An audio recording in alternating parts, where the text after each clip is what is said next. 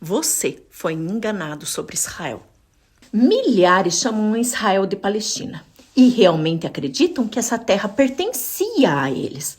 Porém, isso é historicamente falso.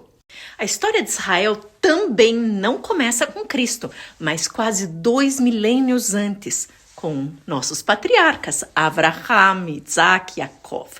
E, através deles, as 12 tribos de Israel.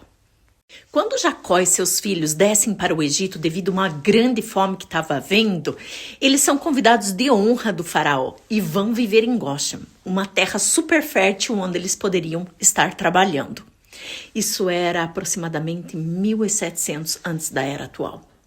Tudo muda depois que José morre e aí levanta-se um novo rei, onde a Bíblia diz que não se lembrava mais dos feitos de José e da maneira como ele ajudou não só a salvar a nação do Egito, mas toda a terra na época.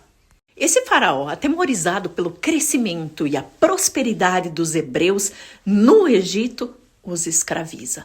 E isso dura alguns séculos, até que Moisés, Moshe, se levanta, Deus o escolhe e, através de grandes milagres feitos e as 10 pragas do Egito, os tira lá do Egito e os leva até o deserto e Monte Sinai, onde nós recebemos a Torá. Com as leis em mão de como Deus esperava que essa nação se comportasse e vivesse, eles estão prontos como nação. E por volta de 1200 antes da era atual, eles adentram a terra prometida. Por volta de 1000 antes da era atual, quem é estabelecido rei em Israel? Davi, sim. Aquele que era o pequeno Davizinho que venceu Golias, o filisteu.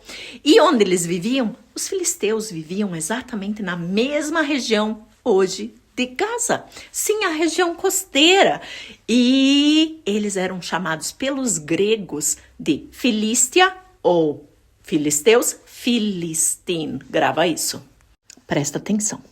É exatamente nessa época, cerca de 1000 anos antes de Jesus andar por aqui, que Jerusalém é estabelecida como capital de Israel pelo próprio Davi. Mas a felicidade não durou muito tempo. Em 586, a Babilônia invade Israel e dá-se início ao terrível exílio babilônico. O templo é destruído, Jerusalém é queimada e saqueada. Em 538, eles começam a voltar depois do decreto de Ciro.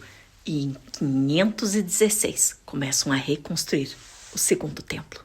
Mais uma vez, a felicidade não dura muito tempo. E lá vem os gregos, depois os seleucidas, as revoltas. E então, pior de todos, os romanos.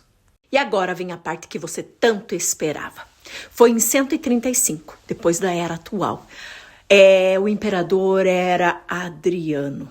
E logo depois da revolta de Bar Kokhba, ele proíbe o uso do nome de Israel. Por quê? Porque ele queria apagar a identidade judaica.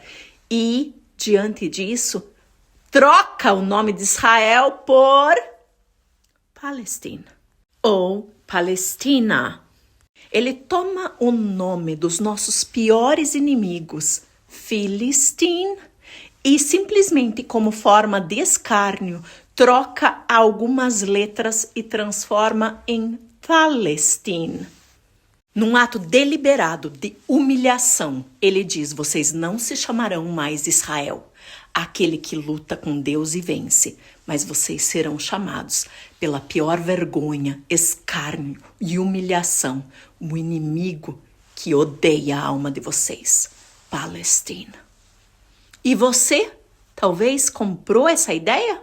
E é por isso que você, cristão, quando você olha lá no Novo Testamento, você vai ver Israel sendo chamado de Palestina.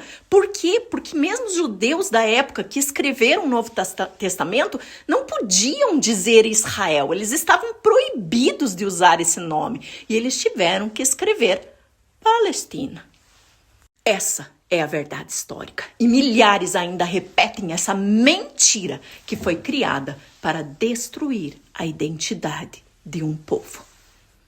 Se isso abriu os teus olhos, Você não imagina o que vai acontecer na aula do dia 6 de dezembro, onde eu trarei verdades profundas escondidas por milênios.